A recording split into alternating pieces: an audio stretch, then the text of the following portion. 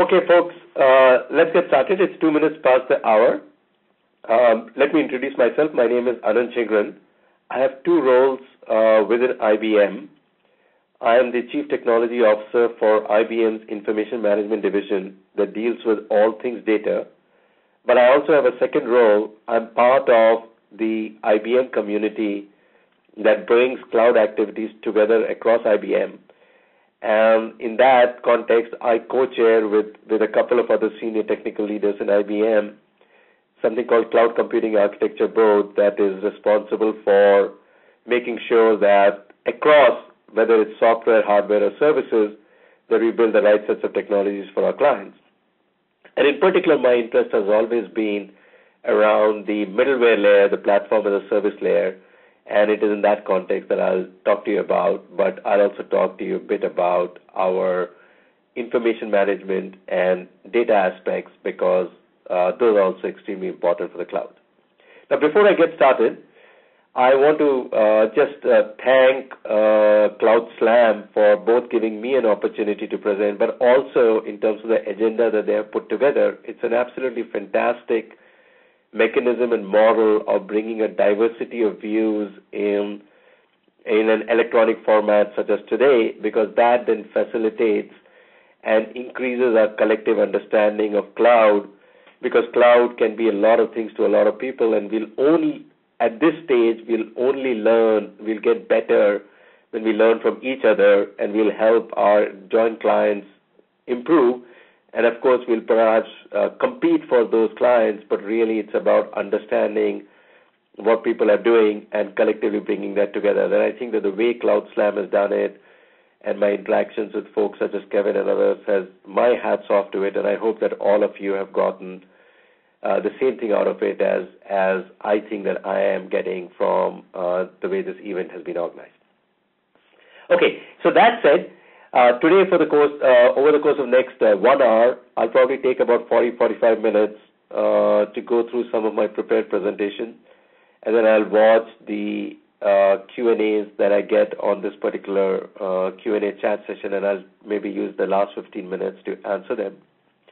And my apologies that I have a cold, but we'll try to do the best that I can. So the topic that I wanted to talk today was, how do people who actually build to and write to cloud, how do they have to take into consideration the various forms and shapes of clouds that are coming together? So the agenda of the talk, I will do somewhat of a cloud value proposition very briefly, but I'll spend most of my time on what does it take to actually deliver cloud, whether it's infrastructure as service, software as service, or a business process as service, and many of you are familiar with it, and I will refer to it as a cloud stack. But what some of you may or may not be familiar with is that cloud stack by itself is just one dimension of this overall story. A second extremely important dimension of this overall story is, where does the cloud actually manifest itself? In particular, does the cloud manifest itself in a very, very public form, such as Amazon's and the rack spaces of the world, or does it manifest itself in an extremely private form deep within the bowels of large enterprises, or does it occur somewhere in between with kind of a mixture of some workloads on private and some workloads on public or semi-public and others? So I refer to this as the cloud deployment locales. And my point of view here is that this two-dimensional matrix of the cloud stack and the cloud deployment locales poses some very interesting challenges and opportunities for people who are building applications or deploying applications in the cloud. So what I'm going to do is that I'm going to actually take this two-dimensional matrix of the cloud stack and the cloud deployment locales, and I'll walk you through a few examples, somewhat of random probes into this whole space, to demonstrate what does it mean with respect to either building an app or deploying an app. And hopefully that will give you guys some perspective with respect to what space you're trying to attack and what does it mean as developers in order to go attack that particular space. As I said, given my role of data and information, I will delve a bit into some of the role of data, and in particular, what's the role of NoSQL and big data and Hadoop with respect to the cloud. If you believe that there's a lot of variety with respect to cloud deployment locales or cloud stacks and cloud providers, a natural question for all of you or people who are interested in either developing or consuming is, do you get logged in? And I'll address some of the rules of standards and what are emerging and not emerging in that particular space. So this is somewhat of a mother and apple pie statement, but the fact is that all IT shops, very rarely do I get an IT shop that I talk to which says, oh, Anant, we have more budget this year than we had last year. And so in effect what they're looking at is saying, okay, how do you actually do more with less? Though of course at the same time there are certain business imperatives like reduction of risk and other things. What I really want to just briefly mention is the last bullet here, and I have blogged a bit about it in my latest blog, which is at jhingran.typepad.com. That we tend to focus on the cloud side a lot on what does it mean to improve efficiencies, reduce costs, how do you multiplex, how do you standardize, how do you automate, and I'll talk about it. But what we don't talk as much about is how does it increase the velocity of innovation. If IT can just appear, then a lot more projects can get done that couldn't get done before. And I think that we must, I don't know how many of you are computer scientists or users of cloud or providers of cloud, but we must never forget that providing a cloud is only useful if it makes somebody's job easier. And it's really the consumption side of the cloud and the velocity and the improvement that it does, I think that is the real change agent out there. So cloud, by the way, and I've talked about it quite often in some of the other panels and talks that I've given, is that very rarely do I meet a client who is starting with, in fact, not very rarely, never do I meet a client who's starting with a clean slate, which is not to say that some of the people who are doing the startups or who are sourcing it on Amazon or sourcing it on Force.com are not starting with clean slate. But the clients that we deal with, the clients that IBM deals with, are not starting with a clean slate. And in that context, they've got software, hardware, and services that they've purchased from us and other vendors. They have either built up appliances or purchased appliances. And now they're looking at cloud as kind of a third delivery model for IT. The reason for this particular slide is to say that one of the biggest challenges that I see my clients facing is not whether they can or cannot make use of the cloud, but how does cloud live in the heterogeneity of their IT infrastructure that exists because of all the things that have been built up over the course of many years. So for people who think about cloud as fundamentally transformative, yes, it is fundamentally transformative. Even in IBM, we have concluded that cloud is one of the four drivers for our 2015 growth. And therefore, cloud is fundamentally transformative, but the real challenges happen because cloud has to live in context as opposed to live as the only IT provisioning mechanism. So on this particular slide, there are a set of boxes, but I just want all of you to focus on the middle three boxes. These terms have been used often, but what I want to just talk to you about is that they have been used often. Consolidation, standardization, and automation has been used often in the context of infrastructure. If you consolidate, or as the infrastructure folks like to call it, virtualize, then you can run multiple workloads on the same set of resources, and you can grow the resources to a particular workload as and when needed, and therefore the workloads can assume that they have more resources than they really do because you're trying to mix peaks and valleys and you're able to consolidate. Absolutely valid. Second is you standardize. You do more by standardizing. You say that you do fewer things, and if you do fewer things, you do them better. and you train your people who are managing the stuff better, you reduce your OPEX that way. But most importantly, by standardizing, you are able to actually get economies of scale because of you are doing only a few set of things and doing them well. And those economies of scale happen both at kind of a CapEx level as well as the OPEX level. And then if you can actually both standardize and virtualize or consolidate, then you can actually automate and take further OPEX out of the system. Now, these things are well understood. But the point I want to make here is that these things are as valid for the infrastructure layer as they are for the data layer, for the platform layer, as they are for the SaaS layer, as they are for the business process layer. So what you shouldn't, the three tricks of trade from a provisioning perspective, virtualization, standardization, and automation are the tricks of trade that apply across all the stack layers. Because if you can, for example, standardize your middleware, or if you can standardize your application, you get the similar kinds of economies of scale as you would if you were to standardize or consolidate your hardware. So the reason I wanted to put up this slide is to kind of put it out there that standardization, virtualization, and automation are the tricks of trade, irrespective of the stack layer that we are talking about. Okay, so this is a particular point of view that I, Anant, have, that we tend to sometimes confuse business critical workloads with cloud workloads, and eventually, of course, a lot of these things will come together. But I've always viewed cloud, which I've drawn on the right-hand side, as a mechanism of horizontal pooling of standardized IT components, whether they are infrastructure, server, storage, databases, or whatever it is.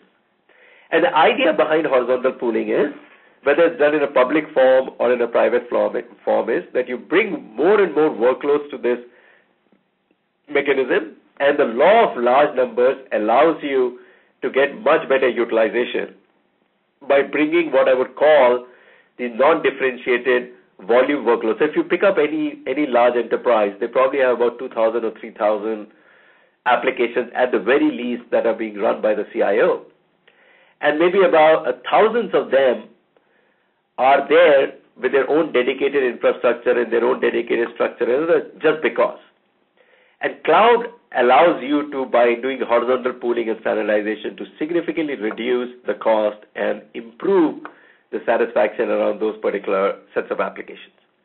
But it should not be confused with the left-hand side, which is about those business critical workloads where you want to actually where your business depends on it, where you bet your business on it, but more importantly, where your performance and your throughput and your reliability and your this and that and others are extremely critically dependent.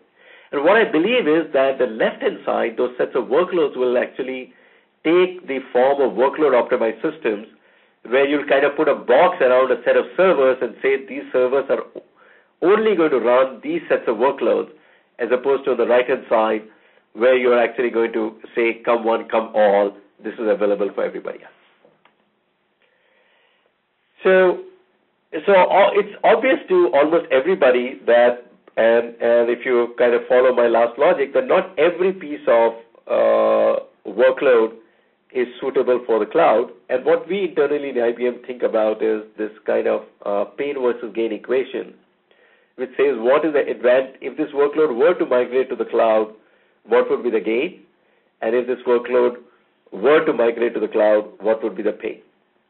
And in reality, if you kind of look at that two-dimensional matrix, high pain, high gain, low pain, high pain, you can scatter and throw the workloads within an enterprise on that particular thing. And the net of it is that the workloads that will move to the cloud, whether it's private or public or others, are workloads where there is a high gain and low pain associated with them. Okay. So what I want to do now is to talk a bit about those two sets of dimensions that I began with, which is what is a cloud stack and what is the cloud deployment lookout. So everybody understands that cloud and cloud IT deals with infrastructure, with platforms, with business process, and with software applications. And we have kind of listed those 3 or 4 in those particular steps. But I also want to highlight the other 2 vertical bars, which says that irrespective of what stack you are talking about or what layer of IT you are consuming, you should still be able to do kind of business process support and operational support across all of them. So any kind of cloud stack that takes care of this has to take care of provisioning, metering, billing, onboarding, all the kinds of things that kind of run across that entire stack. So while these terms are relatively standard across the various enterprise, I will in effect call the bottommost layer as infrastructure as service, the middle layer shared middleware as platform as a service, and the upper 2 layers as software as a service. We must understand that those terms are relatively gross generalizations, but for the purpose of the discussion today, it's absolutely fine to kind of deal with those terms. But the second axis that I want to talk about is an axis that people typically don't talk about, which is, so we talk about cloud stack, but we typically don't talk about cloud deployment locales. And what I want to do is to say that if you look at the extreme right, we are very, very familiar with the obvious public examples, many of them executing extremely well. Hats off to what, for example, Amazon is doing, and irrespective of whatever blips that they might have, the execution and the kinds of capabilities that Amazon is bringing to the table are really fantastic. But Amazon is focused on the rightmost box, okay? And of course, it tries to through kind of new sets of capabilities go somewhat to the left. There's a set of clients, which is a large number of clients that I deal with, who say absolutely never ever would they run their workloads on the rightmost box. And in those contexts then, we get a lot more diversity of choices. Some of the clients want to run purely private. They believe that they have enough diversity of workloads that they can actually get the economies of scale of consolidation, standardization, and virtualization and automation if they run everything purely private. Some of the clients believe that they actually want to do some level of sharing for certain workloads. And in effect, what you'd find is that most of the IBM clients are running somewhere in those 4 boxes to the left, not in the rightmost box. And therefore, IBM itself is distinguishing itself by delivering technologies and cloud services on the 4 on the left as opposed to the right. So if you look at what IBM does with respect to providing cloud where we are running the cloud, as opposed to the leftmost boxes where IBM is providing cloud technologies for people to build their own cloud. If you look at the middle 2 boxes where IBM is running people's clouds, we have 2 forms of clouds. We have got what we call our enterprise cloud and an enterprise plus cloud. And in effect, it all depends on the kind of the SLAs and the degree of sharing and other things that people are willing to, and the degree of standardization that they're willing to quote unquote tolerate for the advantages that we got. But what we have found, and what I think that a lot of enterprise clients like about what we have found is that one size doesn't fit all, and therefore you need enough economies of scale, but you don't have to get the economies of scale by forcing one size fit all. If you've got kind of 3 or 4 different sizes, then that's enough to still get the economies of scale and yet allow people to actually not have too much pain in order to get that kind of gain associated with the cloud.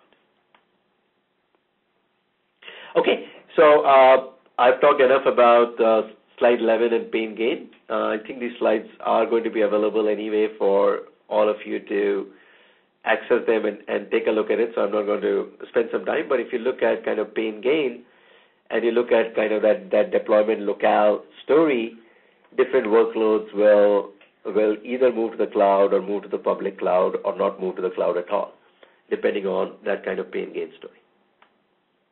Okay, now here is a set of slides which are slightly geeky, but I want to make sure that I at least communicate to you my perspective out here. So if you recall, I said about 10 minutes back that the game of virtualization or consolidation is a game that can be played not just at the infrastructure level, but at the middleware level and application level and others. And this particular slide kind of brings that out. If you only virtualize and standardize the infrastructure, which is the leftmost side, then you are left with the diversity of application middleware structures. So all the OpEx associated with managing multiple applications still stay. What you have done is you have really gone and attacked the CapEx line, but you have really not attacked the OpEx line, especially that deals with application and middleware management. In a platform as a service layer, which is in middle, you say, okay, no, let me go and attack not just the CapEx line of hardware, but both the CapEx and OpEx line of the middleware also, by delivering something that's standardized and shared if needed. So now I can get a bigger handle on the overall cost story associated with applications. And in the SaaS line, you say, no. Not only do I need to actually just have a kind of a shared middleware platform, I actually want to standardize on applications also. And if I standardize on applications, and typically this is done through kind of public application providers such as Salesforce.com and others. If I standardize on application, then I can deliver the reduction in the CapEx and OpEx all the way up to the application level. Now, you would say, okay, what is the deal? Why wouldn't I go all the way to the right? It clearly looks better than the left. And the answer is very simple, that there's a pain associated with standardization and consolidation. And there's a class of workloads, there's a class of applications that will not be willing to go to that step. And for them, they then have to consume cloud in either an infrastructure as a service layer or the platform as a service layer. And there are certain other things like security and sharing and other things, but in general, the gain of the right doesn't come without some pain, and people have to be willing to make that trade-off, and not everybody or not every workload will make that trade-off. Now, the second thing that I want to point out is that it's not even that there is one PaaS story. There can be multiple PaaS stories. So in between an infrastructure as a service where there is complete diversity of application stacks, and the platform as a service story on the right where there's complete sharing and standardization of the application stack, you can actually do other things in between to get a handle on OpEx. You can, for example, standardize on images. You can standardize on the deployment patterns and others. And you may say, yeah, but that doesn't actually cut it. But again, the point I'm trying to make is there's certain pain in going from the left column to the right column. And what we have found is there is a lot of OpEx associated with deployment differences or different images and other things. And clients will actually consume PaaS layers and PaaS services by the middle form also, not just either on the left side or the right side. Okay, so that brings me to the kind of the second part of the talk, which will go through relatively fast. So in effect, you've got these sets of workloads where there's a huge diversity of workloads within your enterprise, within the enterprises that you either deal with from kind of an IT perspective or you sit in the enterprise. And you've got this kind of two-dimensional matrix of deployment locales and cloud. And different workloads will go in different places. And what I'm going to do now is just tell you if workload X has to go in some particular, let's say a PaaS location in kind of private space, what are the things that it needs to do? So I'm just going to do a random probe through this nine box space from kind of a developer perspective and talk to you about what does it mean for people to actually program to or leverage these kinds of environments. So let's first talk about infrastructure as a service on a public cloud. So if you look at your application is not just a code, it's code and kind of a deployment topology. And just think about a standard 3-tier application that deals with a network dispatcher that sprays a load, an application server that's relatively stateless, and a database server that's stateful, and it's got, for HA reasons, you've got kind of a primary and a backup. So what you need to do out there in order for you to consume infrastructure as a service is to create virtual images out of those different application layers. And then you've got to deploy those virtual images, and I've kind of compressed it into 2 servers. In reality, you'll probably send it over many more. And you say, okay, give me 2 VM2s, and give me 1 VM1, and give me 2 VM3s, and now I will make sure that these VMs act as an ensemble for the purpose of that particular application. But you're really operating at a virtual machine level, and you're trying to deploy that particular virtual machine, which again, there's nothing wrong with it. It's actually fantastic because it allows you to maintain your application as is and your application structures as is, but what you're really getting out of it is really a virtualized provisioning and deployment mechanism. So I wanted to actually give you guys a demo, but Kevin and I figured out that it may not quite work that well. So I've taken some screenshots out here. So here is an example of a rack space, and you're all familiar with Amazon, but I just wanted to give you a slightly different example, an example of rack space, where you go and in effect kind of get a server first, and it's not very clear, but then you kind of download an image, you kind of create an image on top of it, and then once you create an image, in this case, we are loading some version of Java and Apache servers and others. And once you get kind of that version of image, then you can harden it. And now your application people who actually want to deploy, let's say, a kind of a Java Apache stack can ask Rackspace to go and deploy this particular thing. But you're really operating at the level of individual components within your application stack. You, of course, can combine them, but then that kind of restricts your deployment topology. And you harden it, and then you have the infrastructure basically flexibly provision it and deploy it. But you still leave all parts of keeping the application up and running, the elasticity, the load, and other things, all have to be done outside the infrastructure level.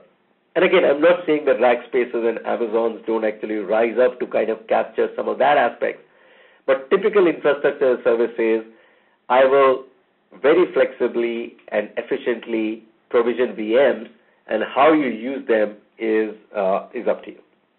Now let me give you some examples of PaaS, both from kind of a public space as well as from a private space. So let's take the same application,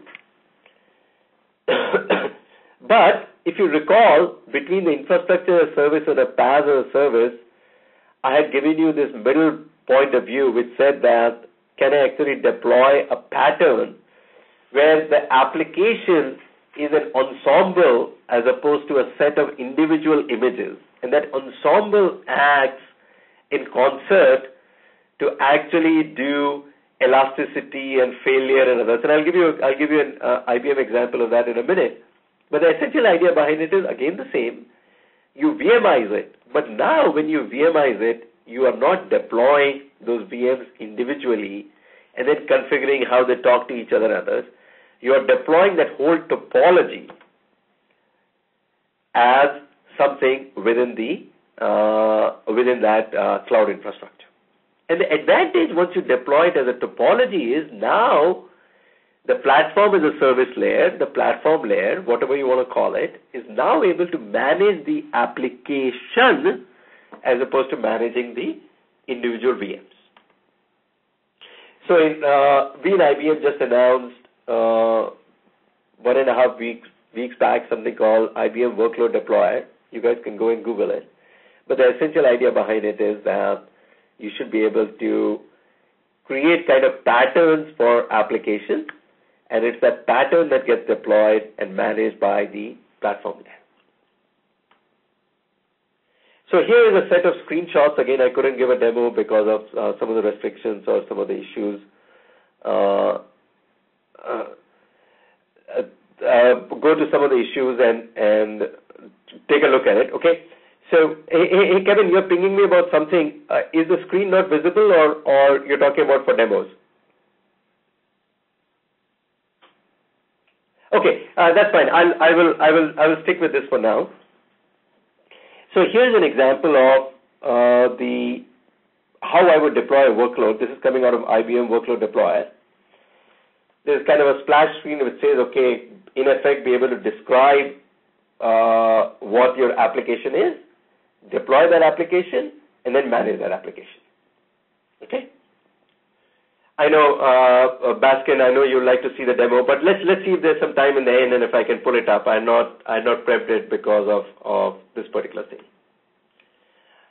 Okay, so you build your application by saying, okay, what is the template? Am I trying to build a JEE application? And what you then say is, okay, this application is made up of not just now individual VMs, it's made up of a stateless tier and a stateful tier. And then you say, okay, for my stateless tier, here is the year file, that's okay. But more importantly, here are the, on the bottom right, here are kind of the scaling characteristics that I want. I'm sorry this is slightly cut off, but the idea behind it is that I should say, okay, automatically scale this up if the workload exceeds this much, or automatically scale this down if the workload reduces this much, or if something fails, bring something else up because I want to maintain a peak workload to an average workload ratio or whatever it is. In effect, you describe the pattern and you describe a set of policies. And then the difference between the infrastructure as a service and the platform as a service plays is that you are no longer delivering individual VMs. In the end, you are deploying an application, right?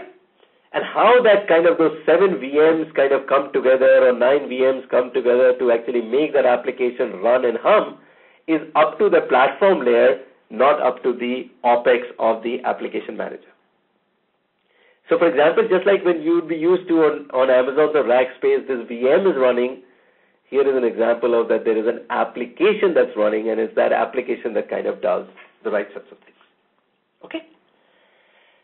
But let's just kind of continue.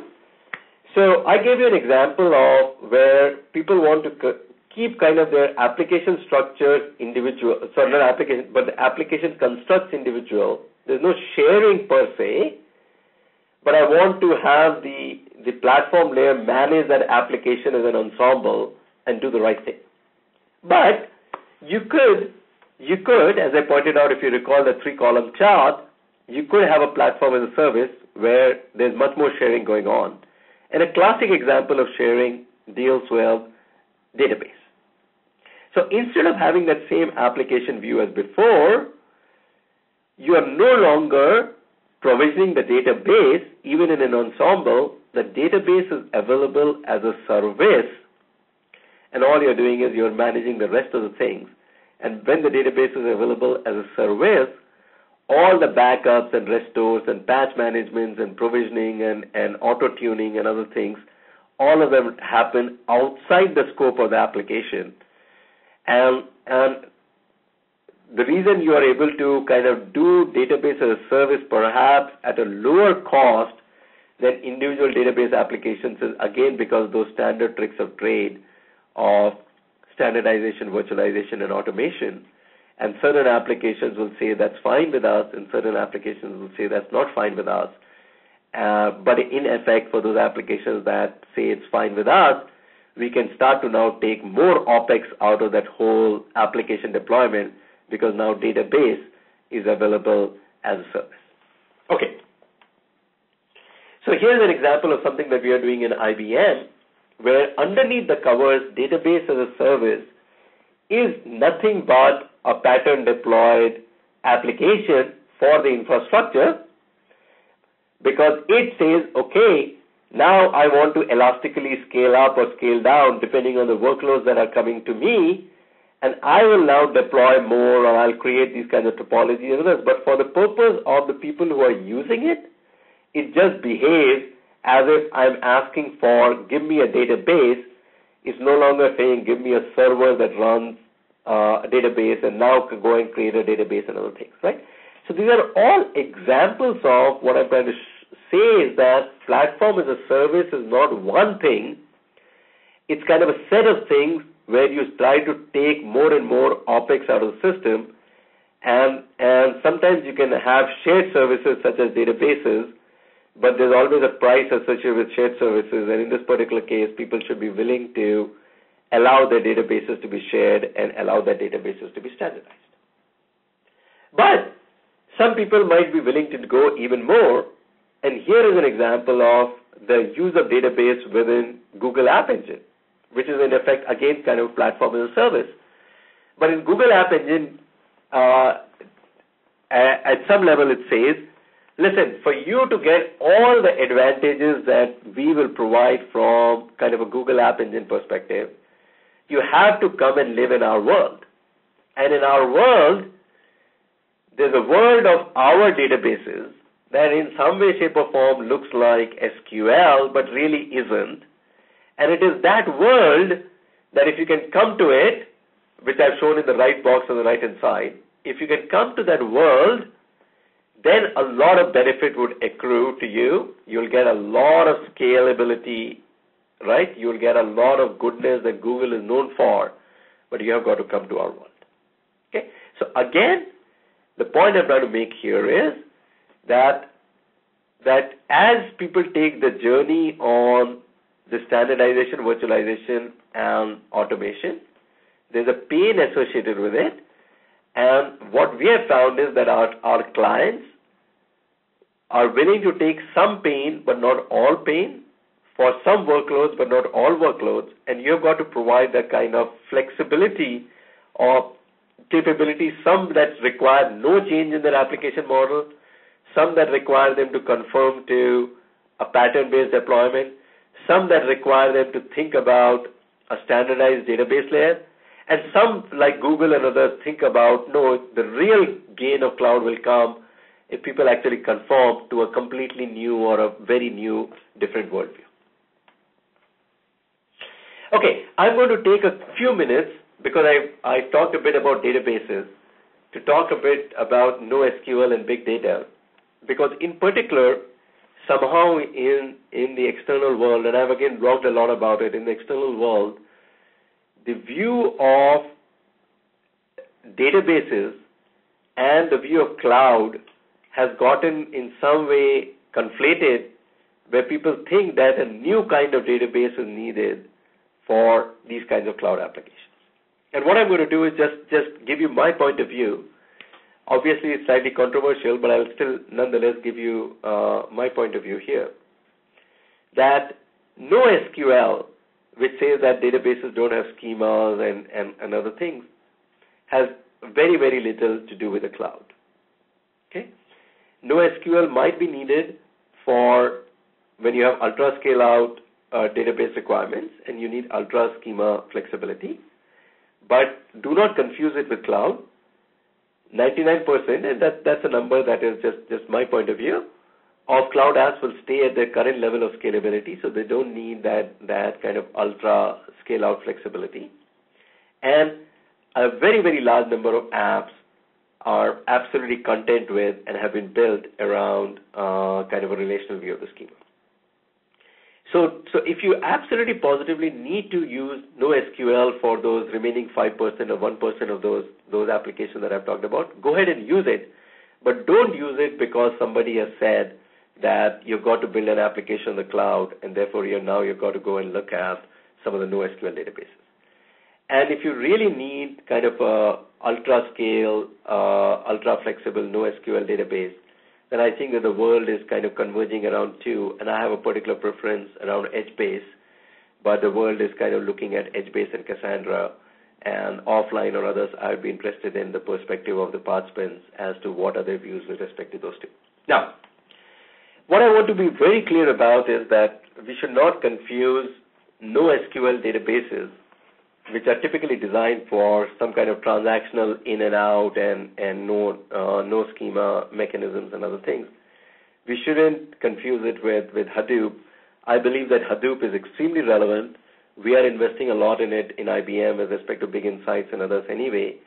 But again, I do not believe that Hadoop and cloud are necessarily synonymous.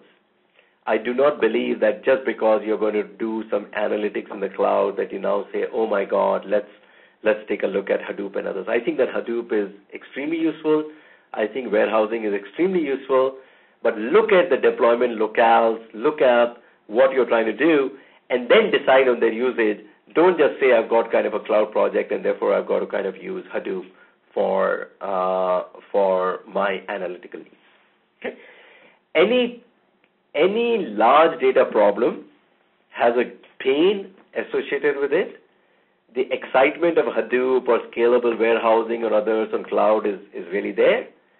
But the problem that we all know is analytics without data is useless. And sometimes it is getting the data to that flexibility of that IT infrastructure, which is the real bottleneck. And therefore, if you're going to embark upon some cloud-based analytical journey, do think about these last 2 points that I talk about, which is how do you actually get the data there? What are both kind of the volume, speeds, and feeds issues that I've kind of mentioned here, but I'll also talk about the integration issues in the next slide.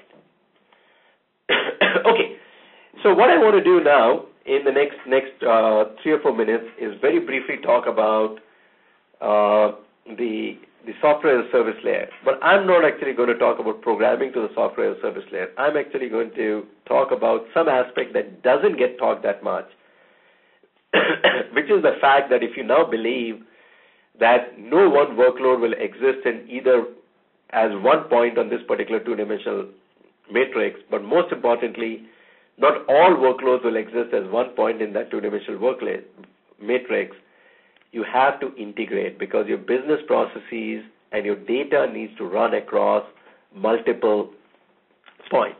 And a lot of people have made this point that SaaS-delivered applications is great, but that makes the companies that are acquiring SaaS-delivered applications to become the integrators, because how do you connect a Salesforce application with a NetSuite application with an internal SAP application and others? And I think that is a place that has not gotten enough focus, but is perhaps one of the most important things that are critical for enterprises. And it's in that context we at IBM and others have begun to look at what does it mean to actually manage connectivities and interactions across the cloud and between the cloud and the internal locations, this kind of so-called hybrid structures that deals with process, that deals with management, and that deals with data. How does data actually securely move, and how do you mask the data when it's needed? How do you make sure that your business processes connect and others?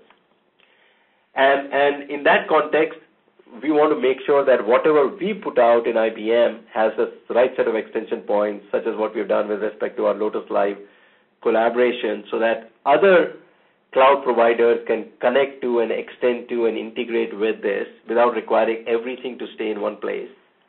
And we have also acquired a company called Cast Iron that allows you to take your hundreds of thousands of cloud endpoints and connect them with your hundreds and thousands of your enterprise endpoints through basically how do you actually cross the firewall and how do you orchestrate the management flows, how do you orchestrate the data flows, how do you orchestrate the process flows and others through them. Okay, so we have taken a journey through this two-dimensional space very, very fast. Now what I want to just spend 1 or 2 minutes, and then I'm done, and I'll answer the questions if they are. This is all great, but are we then left with we've got to do things differently in different places, which we perhaps have to? Are we stuck with, are we going from a frying pan into the fire because now we are going from an flexible IT infrastructure built on standards to proprietary stacks that tend to optimize from top to the bottom or whatever else it is?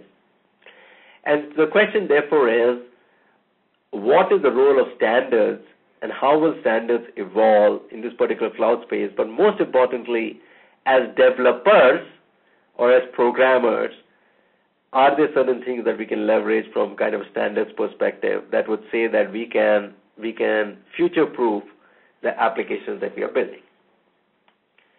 Now, the good thing about standards, as people have joked, is that everybody loves standards, but everybody has their own standards.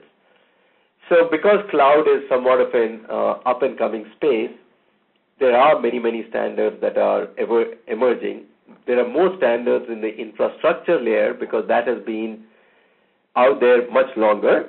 There are fewer standards in the platform layer and the software layer and others. So, but what I've indicated out here is kind of a 2x2 matrix of some of the standards consortiums, and some of the ticky marks represent where IBM is participating. But as with any standards, IBM cannot and should not be the only one. So, for example, in the open group, we have actually given what we are calling our cloud computing reference architecture, which is not so much about that this is a cloud stack, but it's much more about these are the components that as a cloud provider, you've got to worry about a business support system, and you've got to worry about a provisioning system, and you've got to worry about a catalog of services, and you've got to worry about this and that, and what are kind of the building blocks that make up kind of a cloud service, whether it's done internally by an IT shop or whether it's done externally by a public or a semi-public cloud provider. Okay. So as another example, DMTF has been in the lead out there with okay, now if I've got to virtualize everything, do I virtualize something for Amazon, and do I virtualize something for VMware, and then do I virtualize something for Zen, and do I virtualize something for KVM and the P-hypes and everything else, and have I gone from a problem of standardized infrastructure to now a problem of multitudes of virtualization models, and how do I actually then make sure that I as a developer can build a container that is portable across those different models so that I don't have to kind of recode and rebuild the way I kind of showed you in Rackspace or Amazon or anybody else out there. Okay? So the point here is that these things are up and coming. These things may or may not, some of them may or may not get traction. Some of them may or may not get full industry participation because there's always a tussle between a lock-in and standards. But IBM and many people along with IBM, but most importantly for us, our customers, are firmly on the side of open standards. And they are willing to give up a bit with respect to the kind of vertical stack optimization to gain a lot with respect to standardization.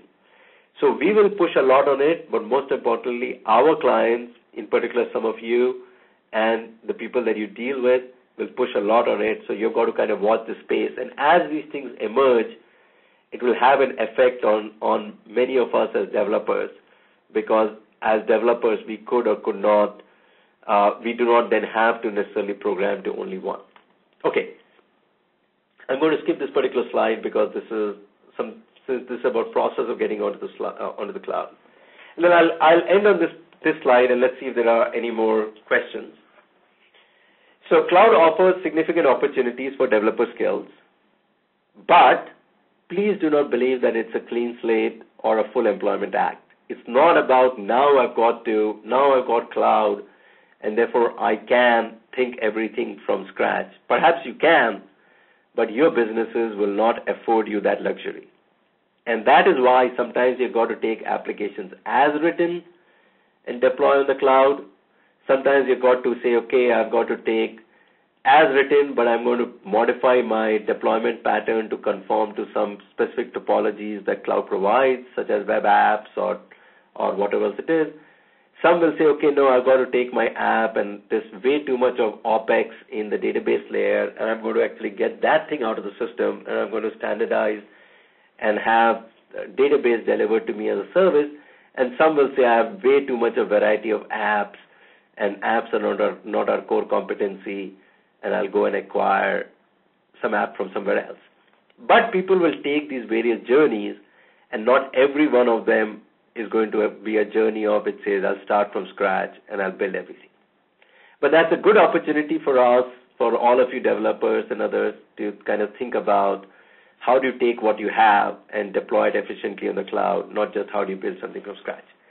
But the other point that I want to make on this particular bullet is that don't forget the consumption side. So if you are a cloud provider, if you are a cloud app builder, do not forget that the real benefit of cloud comes if it increases the velocity and agility of cloud consumption. And therefore, always focus on the consumption side. Okay, the third bullet is that depending on the cloud stack layer or the cloud deployment locale, and that's just my way of thinking about it, that two-dimensional matrix, different kinds of skills are required, and I kind of gave you some examples of that. Cloud standards will help, but only emerging as the final caution. And then I would like to make sure, hello Don, I would like to make sure that we avoid hype of the latest, greatest new thing. And if we can avoid the hype of the latest, greatest new thing, and in that context I talked about NoSQL and others, then we would do a service to our clients and to the organizations that we are in. Okay, I'm kind of done. So let's take a look at some of the questions. So Arnold Anderson, is this a quote from Don Ferguson? Is Don on this call, or is Don speaking up?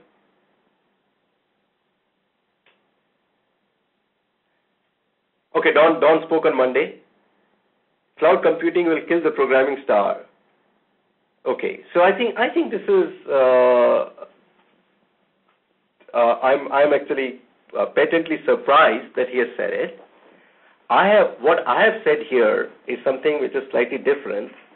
That cloud computing, that programming is critical for cloud computing, but it's not a full employment act.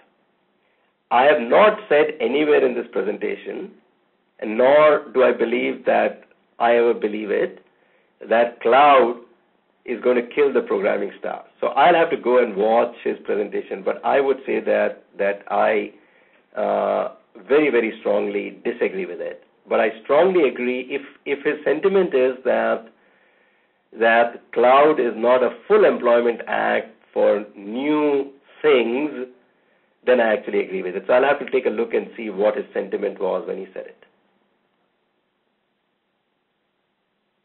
Okay, hey, thank you, Baskin and Arnold. I'll go track that. Okay, folks, any other questions or comments? I'll be very... Okay, I'm waiting, Baskin. Oh, no answer from Don Ferguson when you tweeted about it. Okay.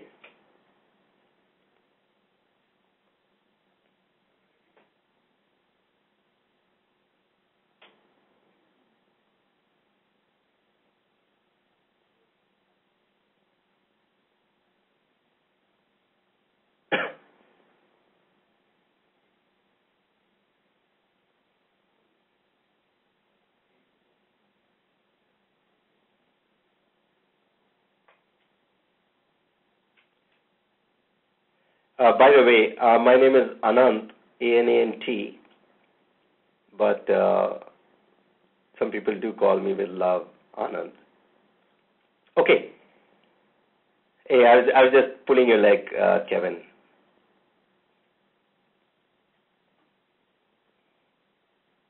Okay, folks, hey, I don't like to give out my email address, but for all of you friends out there, it's my first name at us.ibm.com. So if you want to have some private conversation, but I think some of these conversations are best had in public.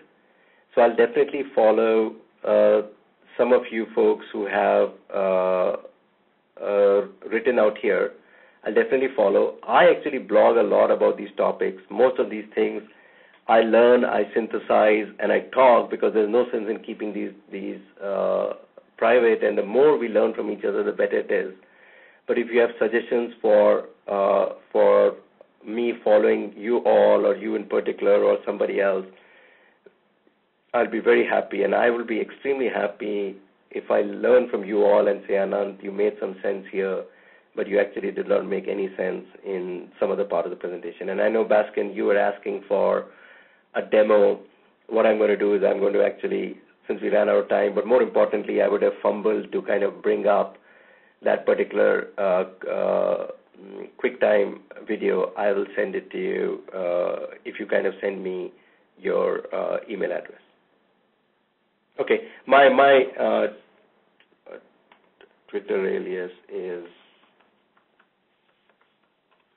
okay? Okay, my Twitter alias is #Jhingran, but okay. So I'm more active blogger than Twitter or Twitter or whatever the expression is, but I'll be very, very happy to interact with you guys. Okay, folks, I think given the exponential back off and not having any questions, we are done. I again want to really, really thank CloudSlam for both putting up such a wonderful event and giving me an opportunity. I wanted to give you kind of an Anant, an IBM, but more importantly, an industry perspective on this two-dimensional matrix, and I really appreciate your participation.